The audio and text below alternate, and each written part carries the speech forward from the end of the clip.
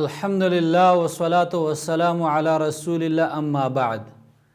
بسم الله الرحمن الرحیم. د سیرت مختصر درسونه شروع. نن اوم درس دی.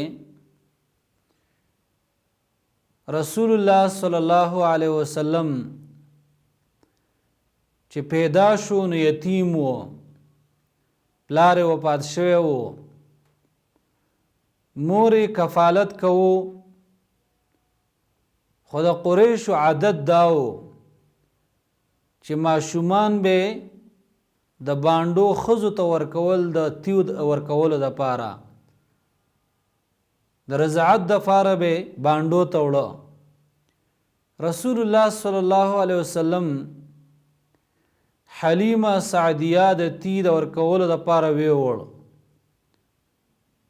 او د رسول الله صلی الله علیه وسلم د وجې نه ورته الله رب العالمین ډیره پراخیم ورکړه او ډیر برکات ورته ورکړه. ډیره پراخي الله رب العالمین ورته ورکړه د خوراکونو او دارنګې د بارانونو. یو واقعه دا هم راغلی وه چې رسول الله صلی الله علیه وسلم دا 4 کالو و، ماشومان سره لوبې کولې. جبریل علیه السلام دا راغی او رسول الله صلی الله علیه وسلم سینه مبارکه څیره کړه او زلی ورله راویسته او په زمزم اوبه یې ورله وینځه او بیا یې ورله واپس بیرته وګانډو.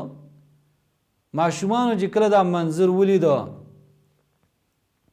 نو رامنډې کړې او حلیمه سعدیه هغې ته یې وویل چې محمد دا ووجلی شو.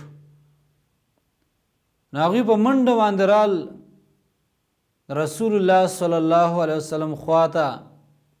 د هغه رنګ کې تغییر راغلی و او د ځان سره یې بوته او بیا یې بیرته واپس راوس او مور ته حواله کو. مختصر دا چې کله رسول الله صلی الله علیه وسلم د 6 کالو شو نو مور یې د ځان سره مدینې ته روان کو، د ماماګانو کا او هلته تقریبا میاشت تیره کړه.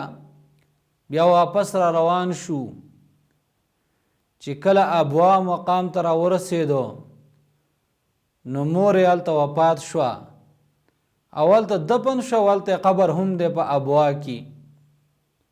او رسول الله صلی الله علیه وسلم مکې ته د ایمن سره راغی. د مور د وفات نه وروسته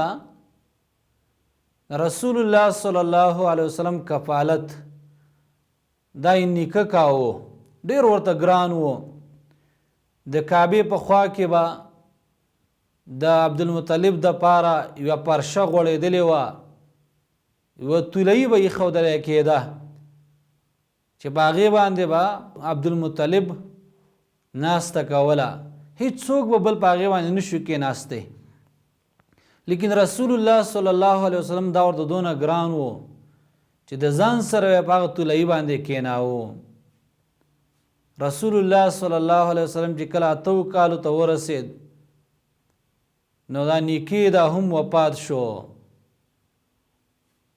لیکن د وفات په وخت کې عبدالمطلب وصیت وکړه ابو طالب ته چې د رسول الله صلی الله علیه وسلم حفاظت کوه او خیل یې ساته. ابو طالب به د رسول الله صلی الله علیه وسلم ډیر خیل ساته، محبت به ورسره کاوه، دغه په خوا کې به وده کېده او که بهر به تو بهر به وود نو هم به د ځان سره ایسته. د ابو طالب سره لږ مال و، د کم مال والا سړی و، خو د رسول الله صلی الله علیه وسلم د وجې نه به ورته الله رب العالمین برکت ورکاوه. لږ خوراک به د ټول کور به کافي کېده. کله چې رسول الله صلی الله علیه وسلم 12 کالو ته ورسېد نو ابو طالب د ځان سره شام ته روان کو تجارت د پاره.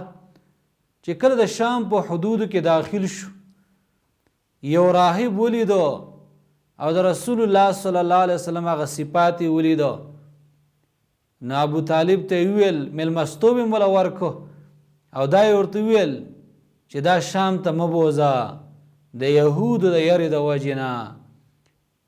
نو ابو طالب رسول الله صلی الله علیه وسلم یې واپس مکې ته د څه کسانو سره ولېږه. وصلی الله علی خیر خلقه محمد و آله و صحبه اجمعین.